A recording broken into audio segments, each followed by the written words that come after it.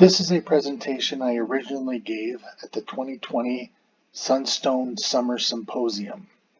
I'm re-recording it here. It's entitled Real War in the Book of Mormon, the Gadianton Robbers of Ancient Rome. I'll start with a quotation from Hugh Nibley. War is anything but glamorous in the Book of Mormon. The campaigns and battles are described not as a writer of fiction would depict ancient warfare with all its excitement and color, all that a romantically inclined young American of the 1820s would imagine as the gaudy trappings of heroic derring-do is conspicuously missing. It is real war that we see here, a tedious, sordid, plodding, joyless routine of seesaw successes and losses, brutally expensive, destructive, exhausting, and boring, with constant marches and countermarches that end sometimes in fiasco and sometimes in intensely unpleasant engagements. Warfare in the Book of Mormon has been addressed by various scholars and commentators who have reached the same basic conclusion as Hugh Nibley. It is real war that we see here. This combined study and commentary is part of a larger apologetic argument whose purpose is to show that the Book of Mormon is what it says it is, an actual account of ancient historical peoples. One aspect of warfare in particular, the conflicts with the Gadianton Robbers, has received a significant amount of attention. In keeping with Book of Mormon prophecy that foretells modern-day secret combinations, recent commentators have compared them to communist revolutionaries, terrorists, organized crime realms, and drug gangs. Cyberspace abounds with comparisons to a wide variety of contemporary political figures and socio-political organizations. Ezra Taft Benson, as apostle and later as president of the church, has been perhaps the most notable voice promoting Gadianton robber comparisons. Throughout the Cold War, he repeatedly compared them to a worldwide communist conspiracy in a series of books and talks. Before I go any further, I should first confess to having engaged in exactly this type of political thinking and discourse from time to time, mostly in my younger years. In fact, researching and coming to understand the groups I perceived as modern Gadianton robbers was the primary reason I came to accept the Book of Mormon as divine scripture. These enigmatic evildoers can look a lot like real people to someone with an avid interest in history and politics, and the repeated warnings from Book of Mormon prophets, not to mention the modern day ones, can look a lot like inspired foresight. One thing about the Gadianton robbers has puzzled me over the years, though. Why does the Book of Mormon primarily refer to them as robbers? Of all the words that could have been chosen, robber seems the least apropos. They start out as conspirators that assassinate the chief judges in order to take the reins of government. Later, they wage guerrilla warfare on a devastating scale and are implicated by Mormon in the destruction of his own people. They did do their share of plundering, of course, but Mormon is intent on telling us just how wicked and dangerous these secret oath-taking, slave-trading city destroyers are. So why does he equate the epitome of evil with mere common criminals? Winston Churchill, in recounting the Second World War, certainly didn't refer to Hitler and the Third Reich as mere robbers, even though they plundered many of the treasures of Europe. The meaning of robber has changed a little bit since the Book of Mormon was produced. It was associated with brigands or bandits then, more so than it is today. This is a sense that is a closer match to the Gadianton robbers than our modern conception.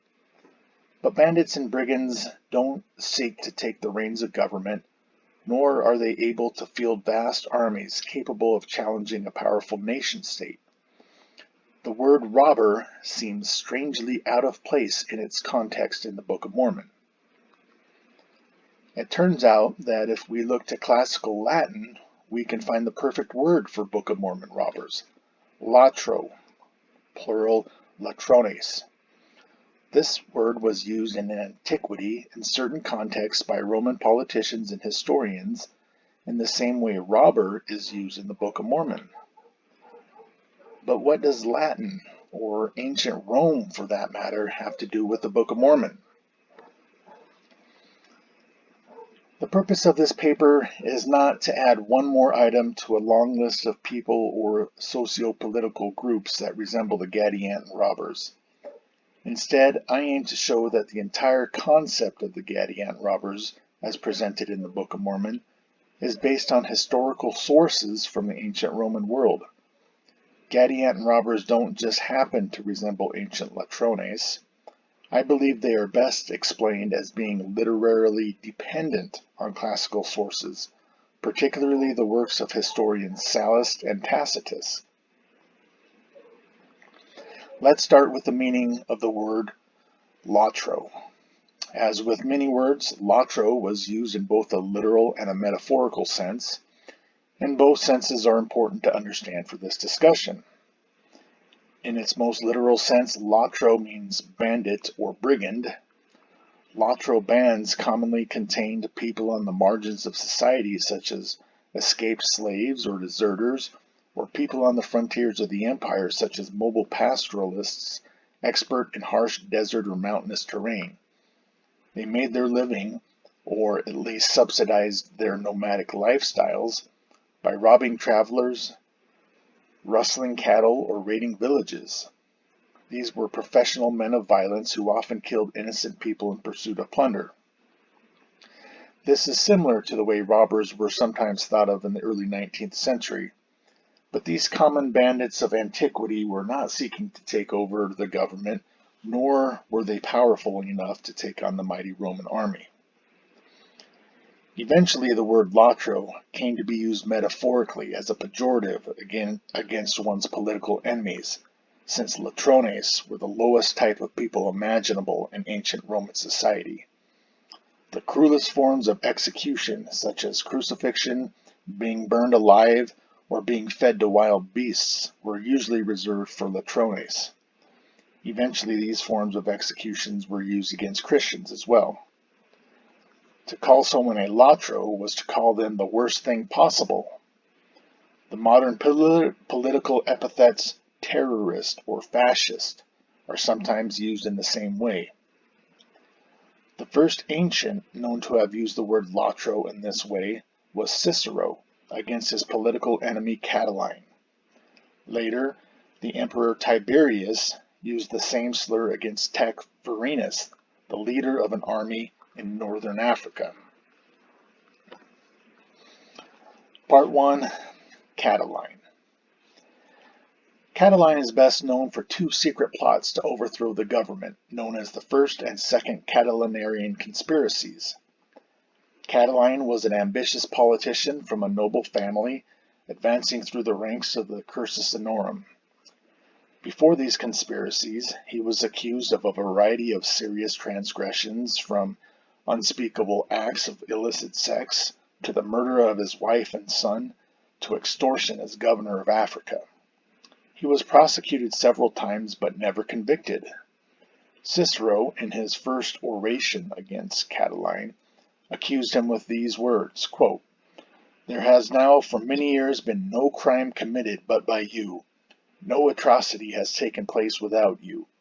You alone, unpunished and unquestioned, have murdered the citizens, have harassed and plundered the allies. You alone have had power not only to neglect all laws and investigations, but to overthrow and break through them." In this speech, Cicero referred to Catiline and his band as Latrones Italiae, the robbers of Italy. Catiline's counterpart in the Book of Mormon is Gadianton, the namesake of the evil robber bands Mormon accuses of being responsible for the final overthrow of the Nephites. Gadianton was expert, quote, "in his craft to carry on the secret work of murder and of robbery," end quote. He united with his band in order that, quote, "they might murder and plunder and steal and commit whoredoms and all manner of wickedness," end quote. Gadianton and his band were responsible for several plots to take over the Nephite government. The first Catilinarian conspiracy. Ancient sources are mixed on whether Catiline was even involved in the first conspiracy. This plot came about in 66 BC after two consuls-elect, Atronius and Sulla, were disqualified from entering office the following year after being convicted for bribery. A second election was held, and the two men who had prosecuted the bribery convictions were elected. According to Roman historian Suetonius, Atronius and Sulla conspired with Caesar and Crassus to murder a bunch of senators at the Senate at the beginning of the year. Crassus was to be set up as dictator with Caesar as second in command, and Atronius and Sulla were to be restored as consuls. The plan ultimately wasn't carried out when Crassus failed to arrive on the appointed day.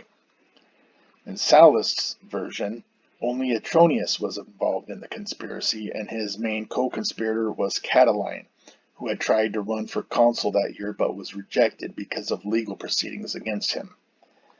Their plan was to kill the new consuls on the capital at the beginning of the year and seize power. When their plan was discovered, they altered it and decided to murder not only the consuls, but several senators the following month in front of the Senate House. The plan ultimately fell through. In the Book of Mormon, Helaman 1 describes events similar to the first Catilinarian conspiracy. Helaman 1 begins with a contention about who should have the judgment seat following the death of the chief judge. Three brothers, all sons of the deceased chief judge, vied for the position, and Pehorn was selected. As was Sallust's version of Roman events, one of the two unsuccessful candidates, Paanchi, then conspired to gain power for himself, and like the Roman conspirators, he was unsuccessful. This angered his followers, who conspired to send an assassin to murder Pehorn. Just as the Roman senators were to be killed at the Senate or the consuls on the Capitol, the chief judge was to be murdered as he sat on the judgment seat. Unlike the Roman version, though, the conspiracy was successful in killing Pehorn, though the conspirators were not able to seize power at that time. Gadianton isn't mentioned in Helaman 1, and like Catiline, it's not clear whether he was part of this first conspiracy. The second Catilinarian conspiracy. In 64 BC, 2 years after the first conspiracy, Catiline ran for consul. His plan as consul was to initiate severe civil strife, giving him the pretext to murder the rich and seize their property through a process known as proscription. Secretly, he gathered support from several other senators and noblemen, promising them magistracies and priesthoods and a share of the spoils. He came up just short in the election, so the winners Cicero and Antonius took over as consuls in 63 BC. The loss only seemed to strengthen Catiline's resolve, and he continued to recruit conspirators and prepare caches of weapons at strategic locations around Italy. When he again failed to win the consulship in 63 BC, he hastened plans for civil war, sending co-conspirators to the Italian provinces to recruit an army. In Rome, he prepared mobs of armed men to riot and burn parts of the city. Catiline knew the watchful consul Cicero would be a barrier to his plans, so he sent assassins to his home to get him out of the way. Helaman 2 begins along a similar track. Helaman had just been appointed by the voice of the people to be the new chief judge 2 years after the first conspiracy. Waiting in the shadows was the evil and ambitious Gadianton, the head of a conspiracy seeking to put him in charge of the government. Gadianton promised his secret band of supporters they would be placed in positions of power and authority if they would help him obtain the judgment seat.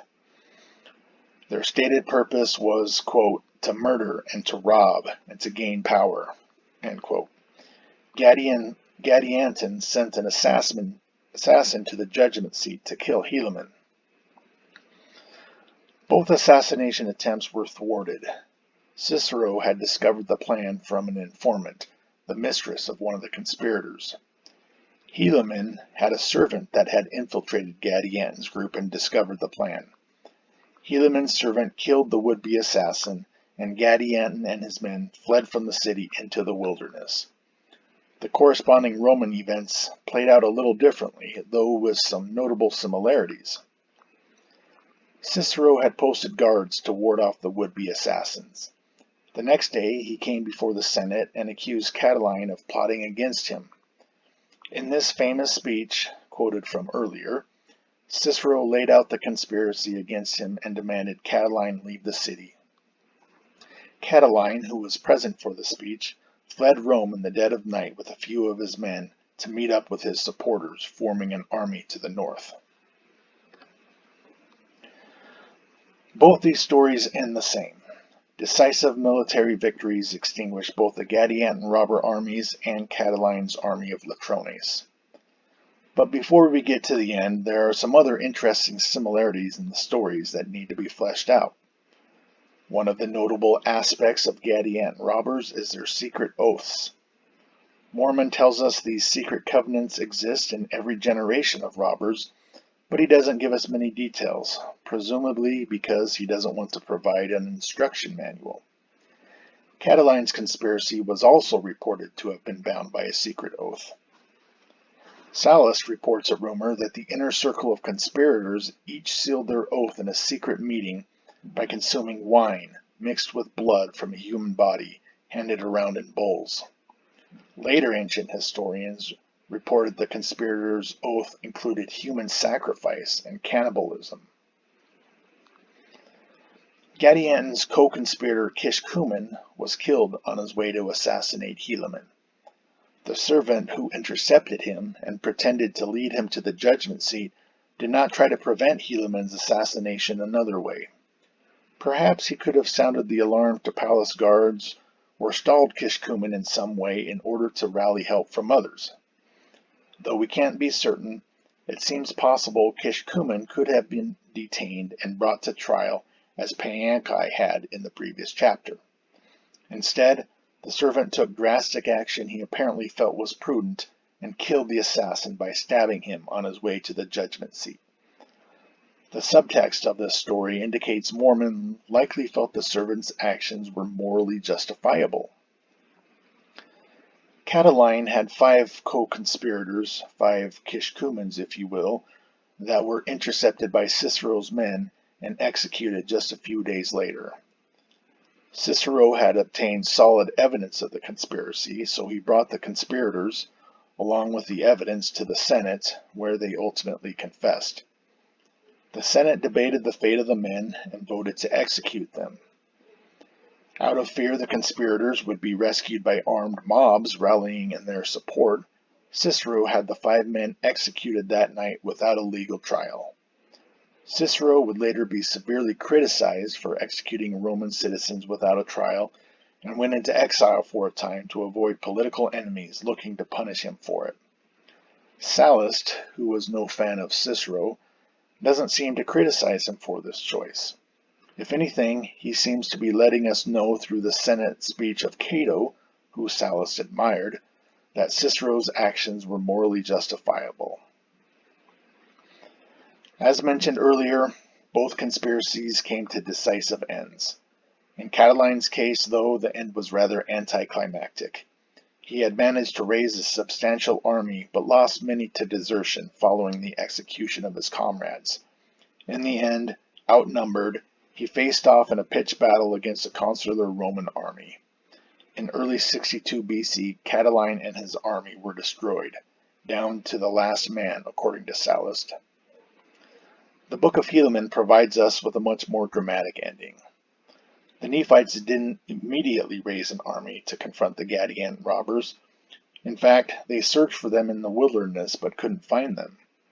For years, the Gadianton robbers built up strength and even seized the government at times.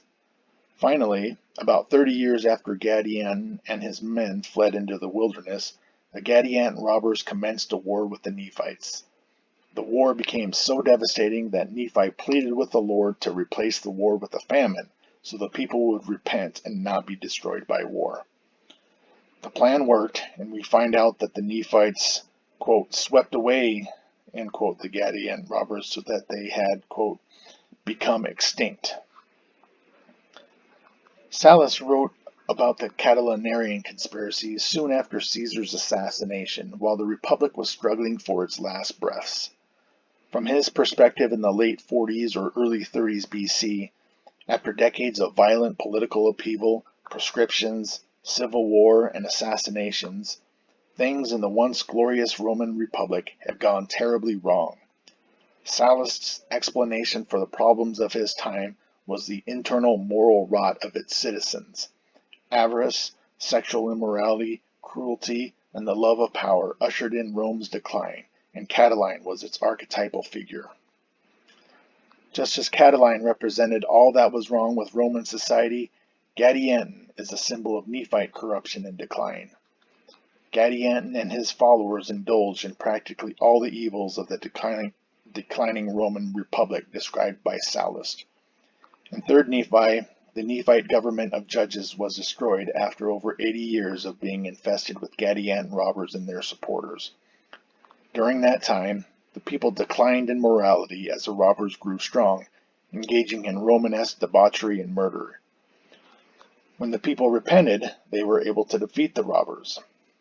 The end came suddenly in 3rd Nephi 6 and 7, when the wicked once again united in a covenant to take control of the government. The once united Nephites separated into tribes, their system of government having been destroyed. Like Sallust's portrayal of Catiline, Gadianton represents the evil that leads to political violence, assassinations, war, and ultimately the destruction of Republican government.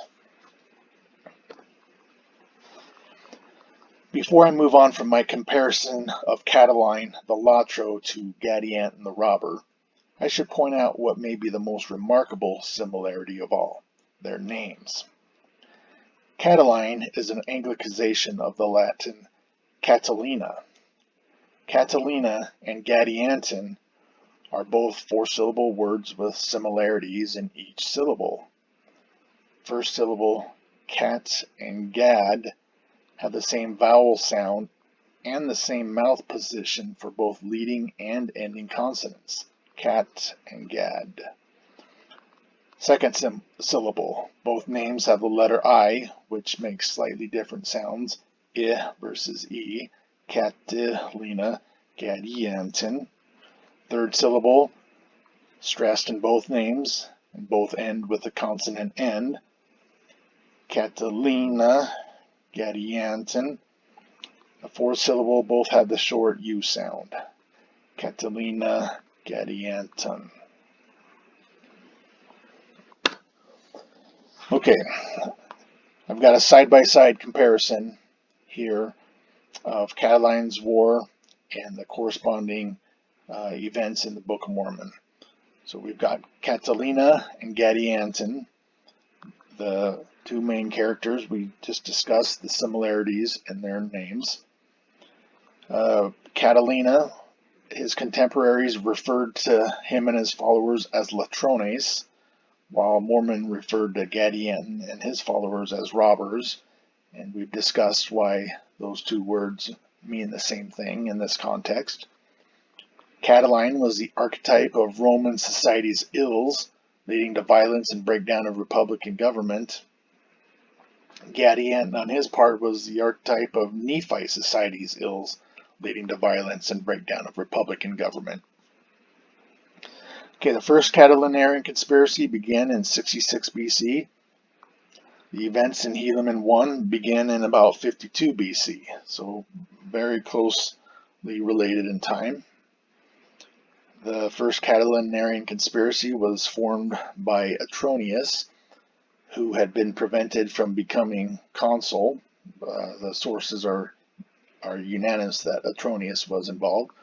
In Helaman 1, the conspiracy was formed by Paanchi, who had been prevented from becoming chief judge. Remember, there were three brothers.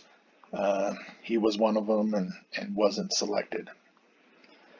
Atronius desired to set himself and others over the government. Paanchi desired to make himself the chief judge. The same goals here. Both plans were unsuccessful. The plan in the Catiline Conspiracy was to kill the new consuls on the capital or the senators at the Senate House. In Helaman 1, the plan was to kill the new chief judge on the judgment seat. And with the first Catilinarian conspiracy, the sources are mixed on whether Catiline was even in the Book of Mormon. It's unclear whether Gadianton was involved in this first conspiracy. He's not mentioned until the next chapter, but I think you can read it in such a way that that he may have at least known about, or maybe he was even involved behind the scenes in the first one. Okay, the second Catilinarian conspiracy began 2 years after the first conspiracy. Similarly, Helaman 2, the events of that conspiracy began 2 years after the first conspiracy. I should also point out that Helaman 1, this corresponds with the first Catilinarian conspiracy, Helaman 2 with the second Catilinarian conspiracy. So that's fortuitous for us. Both conspiracies desired to murder others to obtain their wealth. There was a process for that, believe it or not, in ancient Rome called proscription that had been used by others in order to do that very thing. We know that's what Gadianton wanted to do as well. Catiline promised magistries and priesthoods to his followers in exchange for support. That's how he got people to join him in his conspiracy. Gadianton, for his part, did the same thing to get people to join him. He promised them power and authority in exchange for support once he was in charge. Catiline's conspiracy attempted to murder the consul, one of two consuls who were the highest leaders in the Roman Republic. Gadianton tried to murder the chief judge, who of course was the highest leader in the Nephite system of government. Both assassination attempts were thwarted. Catiline's attempt was thwarted because Cicero had an insider there, and the same thing with the Book of Mormon. Helaman had an insider, and so they were able to ward off the assassination. Catiline soon fled the city with other conspiracy members after the failed assassination attempt. This took a few days. It really took the Senate speech of Cicero to get him moving. Gadianton was a little quicker on the draw. When Kishkumen didn't return, he knew something was up and fled the city with other conspiracy members once that had failed. In the second Catilinarian conspiracy, some of the co-conspirators were killed, arguably extra-legally, but this action was presented as being morally justifiable. There's been quite a debate about this over the centuries. In the Book of Mormon, the co-conspirator Kishkumen was killed, and I think you can make the case that this was done extra-legally. But again, the action is presented as being morally justifiable. The second Catilinarian conspiracy was rumored to have used secret oaths to bind the conspiracy. The slide that I showed had a painting or a drawing based on a painting that was done in the mid-1600s. You saw the secret hand grasp there, and the blood being spilled into the goblet that was presenting how the people at that time viewed the second Catilinarian conspiracy. Of course, we know that in the Book of Mormon that Gadianton Robbers used secret oaths to bind their conspiracies as well. Both conspiracies waged civil war against the Romans and against the Nephites, and both were ultimately defeated. The entire army was killed in the final battle, according to Seleucus, down to the last man, where the Gadianton Robbers became extinct. I guess that that sounds like it was down to the last man as well to me, in the Book of Mormon events.